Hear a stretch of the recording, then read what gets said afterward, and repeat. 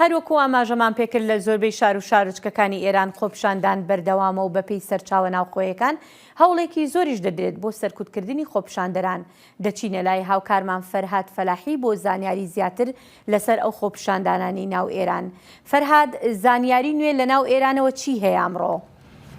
هێرۆم کاتان باش، هەروە کە باستان کرد لە دەستپێکەوە ئەوەی کە تا ئێستا بەدەستمان گەیشتووە ئەمڕۆ یەکشەمە تا ئێستا کە من لەم پەخشە ڕاستەوخۆ لەگەڵتانم لە ناوچە جیاجیەکان لە شارە جیاجیەکان لە ئێرانە خۆپیشاندانەکان بەردەوامن دەستیان پێ کردووەتەوە لەسەر لە بەیانی ئەمڕۆوە بە کاتی ناوخۆی ئێران بە شەهرە گرنگەکان زانکۆکانن لە ئێرانە هێرۆ لە 12 زانکۆ هەتا ئێستا لە ئێرانە لە ناویانە زانکۆی تاران، زانکۆی سنە، زانکۆی شیراز، زانکۆی مەشهد، زانکۆی ئەسفەهان و تەورێز خۆپیشاندانەکان لەلایەن خوێندکاران زانکۆ دەستی پێ کردووە. خوێندکاران مانگرتنیان ڕاگەیاندووە لە هەموو بەشەکانی زانکۆەکان و دەستیان داوەتە خۆپیشاندان و دروشم دەڵێنەوە یەکێک لەو دروشمانە دروشمی بەردەوامی ژنجیان ئازادی بووە، هەروە دروشمەکانی تر کە ڕاستەوخۆ کاربەدەستانی کۆماری ئیسلامی ئێران دەگرنە بەر لەوانەی ڕێبەری بەڕای کۆماری ئیسلامی ئێران عەلی خامنەئی هێرۆ ئەمە لە ئێستادا بە پێ دوایین زانیاریەکان کە لە تارانەوە بەدەستمان دەگەن لە تاران خۆپیشاندانەکان دەستیان پێ کردووەتەوە لە شەقامەت جیاجیەکانی تاراندا خۆپیشاندانی بربەڵاو هەیە و بەردەوامی ئەم خۆپیشاندانانە هێرۆ دەیسەلمێنێت کە خۆپیشاندەران لە ئێران بەم زوویانە شەقامەکان چۆڵ ناکەن. بەڵێ فەرهاد، ڕەوشی ناوچە کوردیەکانی ئێران چۆنە؟ بەڵێ هێرۆ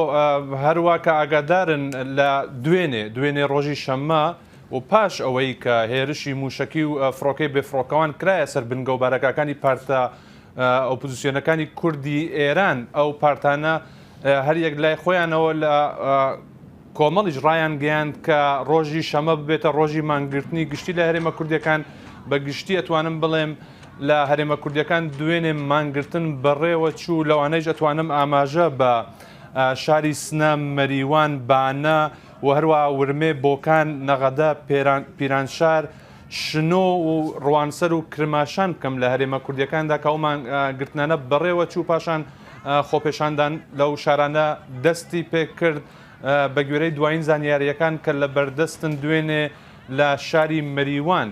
بە تەقەی ڕاستەوخۆی هێزە ئەمنیەکان گەنجێکی ئەو شارە بە ناوی موختاری ئەحمەدی گیانی سپاردووە و هەر دوێنێ شەویش هێزەکانی سوپای پاسداران بە بەشداری ڕێژەیەکی کەم لە بناماڵەی ناوبرا و تەرمەکەیان شەوانە بە خاک سپاردووە بۆ ئەوەی کە تەنانەت ڕێوڕسمی سەرخۆشی کوژراوانی خۆپیشاندانەکانیش نەبێتە خۆپیشاندان و ناڕەزایەتی دژ بە کۆماری ئیسلامی ئێران. ئەوەی کە ئیزانین هێرۆ دوێنێ لە زۆربەی هەرێمە کوردیەکان خۆپیشاندان بەڕێوە چوە ڕێژەیەکی زۆر دەست بەسەر کراون لەلایەن هێزە ئەمنیەکانەوە، بەڵام ئەوەی کە جێگای سەرنجە هێرۆ لەم خۆپیشاندانانەی کە بە بەربڵاوترین خۆپیشاندان لە ماوەی 43 ساڵەی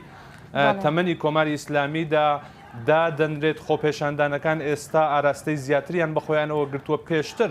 هەر ئێواران بوو کە خەڵک داهاتنە دەرسەر شەقامەکان و خۆپیشاندانیان دەکرد، بەڵام لە کۆتایی هەفتەی ڕابردووە ئەبینین کە خۆپیشاندانەکان ڕۆژانە تەنانەت نیوەڕۆ لە ناوچە جیاجیەکانی هەرێمە کوردیەکان و هەروە ناوچەکانی دیکەی ئێران بەڕێوە دەچێت هێرۆ. بەڵێ فەرهاد، وەکو دەزانین کە گەیاندنی زانیاریەکانیش بە دەرەوەی ئێران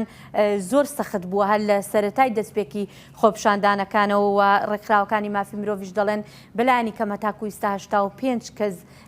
لە سەرکوتکاریەکانی دژ بە خۆپیشاندەراندا گیانیان لەدەستداوە. زۆر سوپاس فەرهاد فەلاحی. سپاس بۆ ئێوەش.